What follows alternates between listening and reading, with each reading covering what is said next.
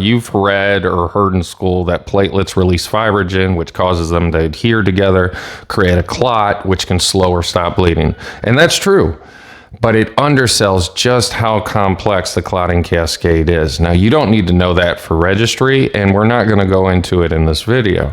But what you do need to know are some of the things you do on scene dramatically affect it, like temperature. Small decreases in the patient's body temperature can have huge negative impacts on the body's ability to form a clot. If we have a patient with internal bleeding, we can't exactly put a tourniquet around their liver or their spleen. So the best thing we can do is support their natural clotting mechanisms. And if we're keeping the patient warm, we're helping that body form a clot. Now, this means riding to the hospital with the heat on and the patient covered. The other thing we can do to help is patient positioning. Now, as I stand here, it takes a certain amount of pressure to go against gravity and get blood to my vital organs. Let's call it 120/80. But when I lay down flat, it takes a far less pressure, and the lower the pressure in the cardiovascular system, the less the bleeding. Now I want to talk to advanced providers for a second, advanced EMTs and paramedics. The benefit to administering fluids to a hypovolemic shock patient is we can increase the pressure just enough to make sure that the vital organs are being perfused. This is called submissive hypotension. So there's a cost associated with fluid administration. We're decreasing the body temperature, which hampers clotting. We're decreasing the pH, which also hampers clotting. We're thinning the blood, making it harder for the platelets to find each other. And we're increasing the pressure, making any internal bleeding worse.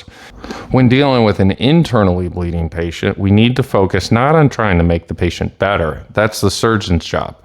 We're going to try to keep or push that patient towards the compensated phase. When you administer fluids in the compensated phase, you're actually increasing the bleeding and you're pushing them towards the decompensated phase. When they're in the decompensated stage, you can administer fluids and you're actually pushing them towards compensation. You're paying the same cost, but at least now you're getting a benefit. If the patient's in the compensated phase, they already have the perfusion we're after. The third component of blood that we're losing is plasma. Now, out of all the components, this is our least concern. The reason is that plasma's main function is to transport the formed elements throughout the body. Normal saline and ringers can achieve that goal. Now, it doesn't match plasma perfectly, but it can still move red blood cells and platelets. So far in the video, we went over the category of hypovolemic shock, and there's two types that fall into that category: hemorrhagic, whether it's internal or external, and non-hemorrhagic, which means I'm losing blood volume to something other than bleeding.